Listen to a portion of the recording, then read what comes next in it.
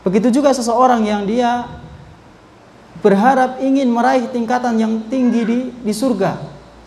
Dia ingin masuk ke dalam surga, akan tetapi dia tidak mau melaksanakan kewajiban-kewajiban, tidak mau mentaati Allah Subhanahu wa taala dan Rasulnya. Maka orang yang seperti ini hakikatnya adalah orang yang tertipu. Oleh karena itu Allah Subhanahu wa taala berfirman, "Innal ladzina amanu wal ladzina hajaru wajahadu fi sabilillah ulaika yarjuna rahmatallahi wallahu ghafurur rahim."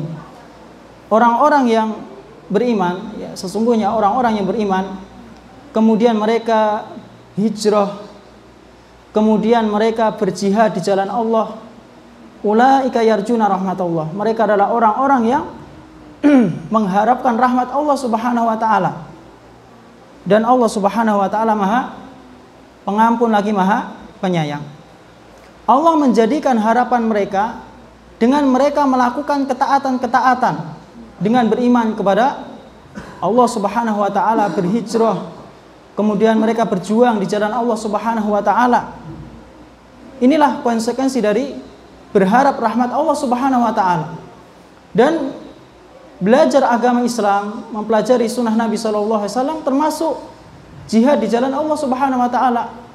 Seseorang misalnya harus meninggalkan keluarganya, berjuang di rantau, belajar agama, ini termasuk berjihad di jalan Allah Subhanahu wa taala dan termasuk mengharapkan rahmat Allah Subhanahu wa taala, karena ilmu yang dipelajari adalah ilmu yang bisa mengantarkan ke surga, yang dapat meraih kenikmatan di surga.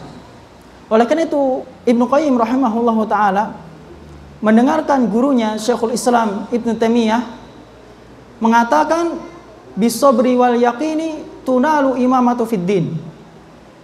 Dengan kesabaran dan keyakinan maka akan diperolehlah kepemimpinan dalam agama. Ya, ini ucapan dari Syekhul Islam Ibnu Taimiyah, yang mana beliau adalah ulama yang dijadikan rujukan dalam kitab-kitab beliau. Ya. Beliau mengatakan dengan kesabaran dan keyakinan maka diperolehlah kepemimpinan dalam agama. Kemudian beliau membaca surat ayat wa ja'alna minhum a'immata yahduna bi amrina lamma sabaru wa kanu bi ayatina yuqinun.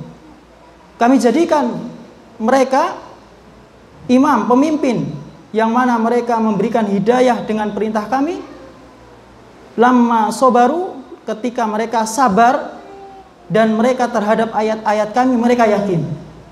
Jadi konsekuensi orang yang berjuang di jalan Allah Subhanahu wa taala, dia harus memiliki kesabaran,